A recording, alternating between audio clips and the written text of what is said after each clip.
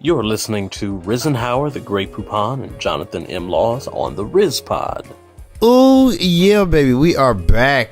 This is the Risenhauer podcast with yours truly, Risenhauer, the Great Poupon, and my co-host, the incomparable John M. Laws. We're in Brew City, baby. Yeah, man. So, like I said before, today is all John's thoughts. Mm-hmm. And where we had stopped at, we were talking about what is success. Okay? All right, you motherfuckers didn't know he was going to get existential on your ass. You know what I'm saying? What is success? And we were talking about personally. Okay?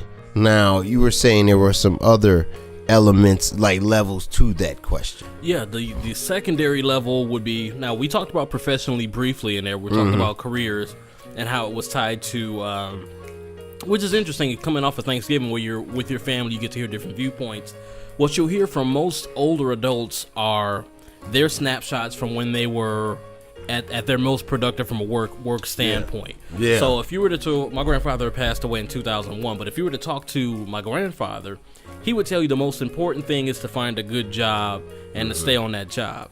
And he tied that directly to his worth, to his family, and to himself. Yeah. Now, if the company were to fire him, he would feel like he had failed the company. He had failed the company. He had failed his family, and himself. Which is some weird stuff to think about, because for me, you go through that coming from that family. That was my line. We are strong workers, which is interesting because you tie that to much deeper things within yourself than you should. Your work ethic. I have a good job. I work hard.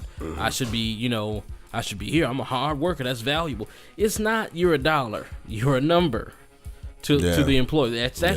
That's just the. Well, it ain't no more company, man. There ain't nothing set up that way no more. And the funny part about it is there really kind of wasn't before. Very true. There were once we crossed to that age where we talked about globalization and we talk about international markets.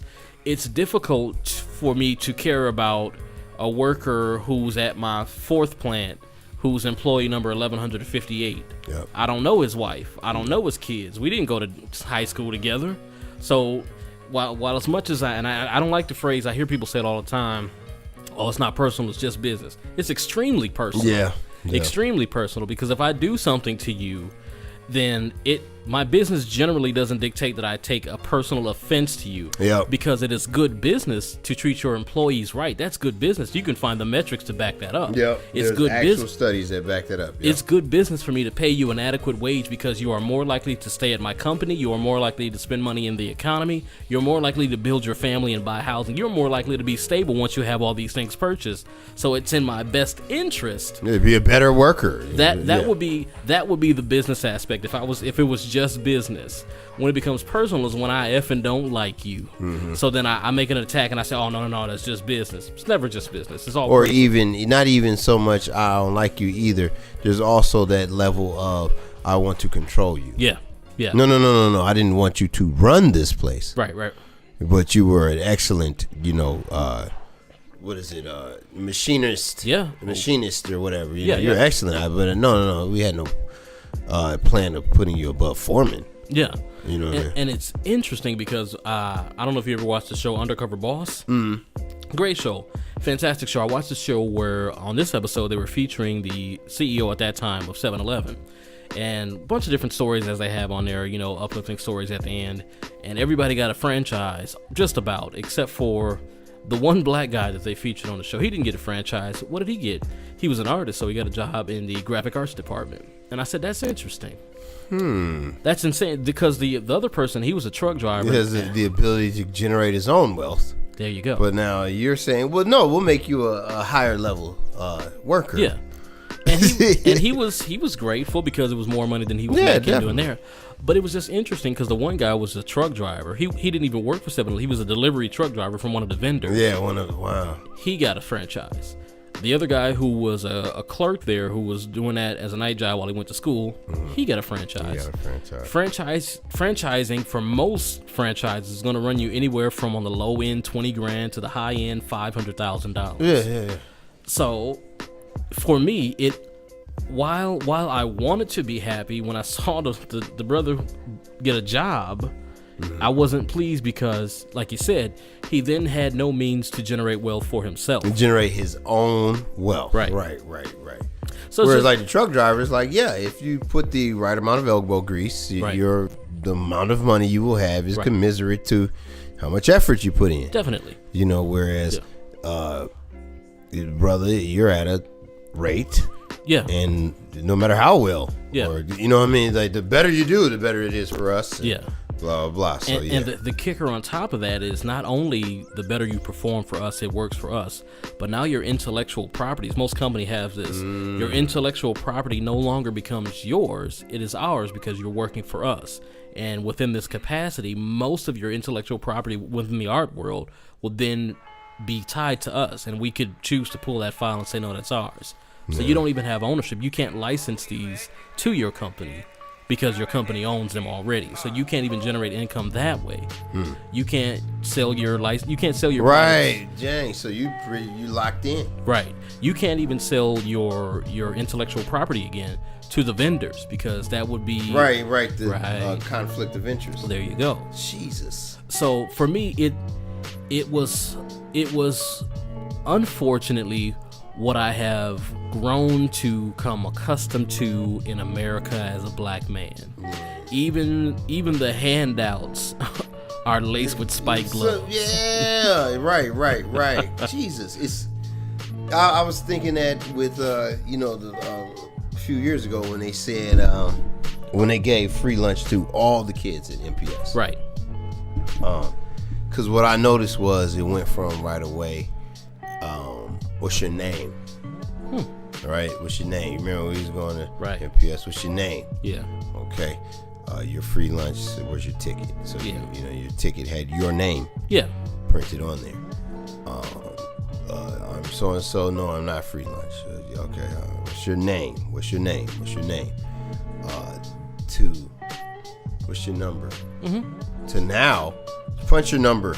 They had a little keypad, punch your number in. And I was thinking to myself, like, yo, are we just teaching the kids to get a handout? Are we teaching them to get a handout? We're indoctrinating them into the system. Yeah, like this is how you get your handout. So what's your employee ID? What's your employee ID? What's your WIC? Yeah. What's your Badger Care? Yeah. What's your number? Just your number. Yeah. So not who are you? Doesn't matter. I mean, and it's kids, like I said, who deal with autism and mental deficiencies and stuff like that. But they can say, it's lunchtime. It's 727522277. Yep. And then, like you said, on the back end is gonna be lights out. Yeah. Prisoner 45744. What's your number? What's your number? You saw Malcolm X. You saw what's your number, Little? What's your number? Say my number. Yeah. So my name is Malcolm Little. Yeah. Yeah. So Little. And you learned right then. Yeah. Nah, not when you get up in this system. And the ugly thing about that is you would think that, oh man, that's messed up. That's some racist stuff going on. Yeah, racism is a tool like any other. Right. It is not the most effective. It's an effective tool. What the most effective tool is hiding the hands that operate things. Yep. If I keep you focused on who may or may not be your detractor, you forget that even that person is being detracted from. Yeah. The systems that you operate within that are holding you back, that are withholding information from you or services or supplies from you, are also being withheld from the people who are withholding them from you. Who are withholding? But somehow they feel like they're superior to you. So we're still living in the feudal system. Right? Yeah, nothing's changed. So this is one thing my posses always say, which is the cat that's making the most money is the one you don't see. Yeah. You see what I'm saying? The cats that you can actually see are making the least amount of money in the deal. Yeah. So you look up and Russell Westbrook just signed the $200 million contract. But where is that money coming from? Somebody paid him $200 million. Somebody said he is worth this person. It will be profitable for us to give this person $200 million, we will then have enough, and his work will generate even more than that, because, you know what I mean? You are essentially a commodity. Thank you. And so here corn, we are. You are wheat. You are pork. You are soybeans. And who putting that dude's salary out on Instagram or whatever? You know what I mean? Because you got to figure, if I can afford to give you $5, I got to have at least 10. Well, look, I gotta have at least $5.01, right? Yeah, if I can give you 5. But now we talking 200 million. So if I can give you right, 2, that 1 cent, you know. So it's, look, man. So saying all that to say this. Still about success. Professionally. This is what, and these are some of the things that I talked to my dad about at the end. Is this, man? I don't know. Yeah. Okay. I want my profession to pay my bills. Yep. I also want my profession to fulfill me. There we go. Okay.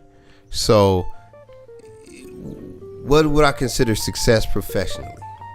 If I looked up and I was providing a service that I felt was valuable,